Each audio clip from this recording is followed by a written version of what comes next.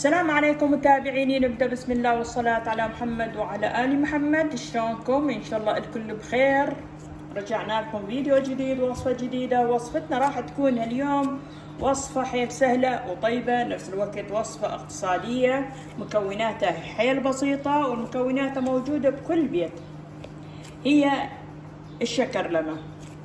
بس الشكرلمة اليوم راح أحشيها مثل ما قلت. اليوم الشكرلمة راح أحشيها بالجوز. ومكونات الشكرلمة عندي هنا كوبين من الطحين، طبعا طحين منخول، طحين متعدد الاستعمالات. عندي هنا كوب من سمن النباتي، الزيت ما يصير، الزبدة هم ما يصير لأن بيها سوائل. عندي هنا ملعقتين من الحليب الباودر، وعندي هنا نص كوب من شكر المطحون. تقدرون تطحنوها بالبيت او تقدرون تاخذوها جاهز من السوق. عندي هنا جوز هم مطحونه بس بالشكل شويه خشن، هالشكل يصير عندنا الجوز. واني راح اضيف ويا الشكرلمه كيس من فانيلا. لو عندكم فانيلا سائله هم تصير. واني قست الطحين وقست السمن النباتي بالكوب القياس. لو عندكم اي كوب تقدرون تقيسون به وتقيسون وياها السمن نفس الكوب. وهسه راح ابدي وياكم طريقة العمل الشكرلمة المحشية بالجوز.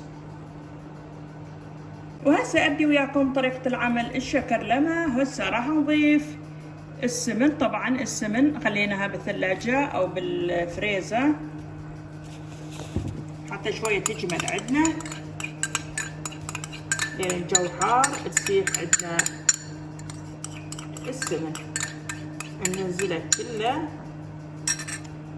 وراح نخلطه.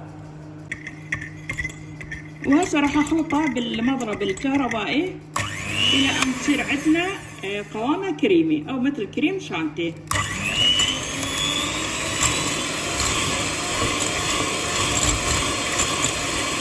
وبعد ما خلطنا السمن راح نضيف نص كوب من الشكر. راح نخلطه مرة ثانية. أول نخلطه حتى ما تطاير عندنا الشكر، حتى تصير عندنا كريمي.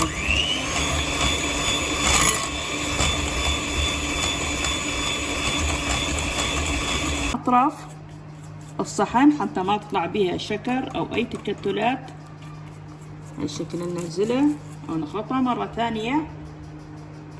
خلطنا الشكر ويا السمن. شوفوا شلون صارت كريمي عندنا.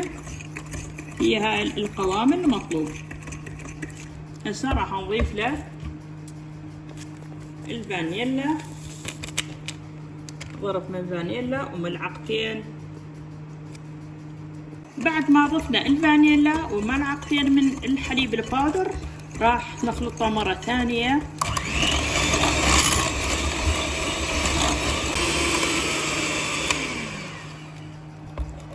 هسه كملنا الخلط. المواد اللي ذكرناها حليب ويا الفانيلا وشكر ويا السمن. شوف شلون صارت قوام كريمي. شوفوا. هسه نبدي نخلي او نضيف الطحين. وهسه نبدي نضيف الطحين تدريجيا ونحركها هالشكل حتى ما تطاير عندنا الطحين. طبعا طايرت شوية الطحين. هسه بعد يحتاج نعجنه بالايد. هاي القسم الثاني من الطحين مثل ما ذكرت، كوبين من الطحين.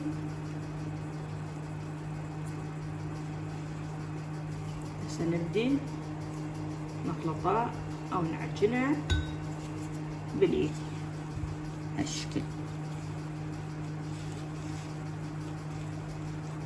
طبعا بعد ما نعجنه بالايد نخليه بالثلاجة 10 دقائق او ربع ساعة حتى شوية تجمد عندنا السمن يعني الجو حار. وهسه عجنا الشكرلمة. طبعا بعد ما صاير شكرلمة. شوفوا شلون طلعت اجانا نستعملها نظيفة. شوفوا طبعا لا نريدها لينة ولا قوية كثير حتى تطلع الشكرلمة هشة عندنا. هسه نخليها في 10 دقائق بالثلاجة ونطلعها نحشي وياكم الشكرلمة. وهسه طلعنا العجينة من الثلاجة، شوفوا شلون تماسكت، شلون صار عندها قوام، شوفوا هذا القوام اللي مطلوب عندنا. هسه نبدي نحشي وياكم الشكرلمة. أول شي راح نكورها هالشكل، شوفوا، بعدين نفتحها، بعدين نخلي بيها الجوز ونسده هالشكل حتى ما تطلع عندنا الحشوة برا. شوفوا هالشكل نسوي وياكم الشكرلمة، شوفوا ونضغط عليه وتصير عندنا هالشكل الشكرلمة. وحضرنا صينية الفرن وخلينا بيها ورق زبدة حتى ما تلزق عندنا الشكرلمة. وهسه راح نصفطها. طبعا هسه نفتح ثاني قطعة ونحشيها هالشكل ونسد العجينة تقريبا مثل الكليتشة، شوفوا. وهسه نكورها هالشكل، شوفوا، وندوس. وهاي صارت عندنا شكرلمة.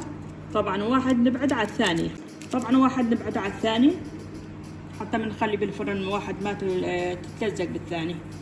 هسه نكمل وياكم الشكرلمة ونرجع لكم.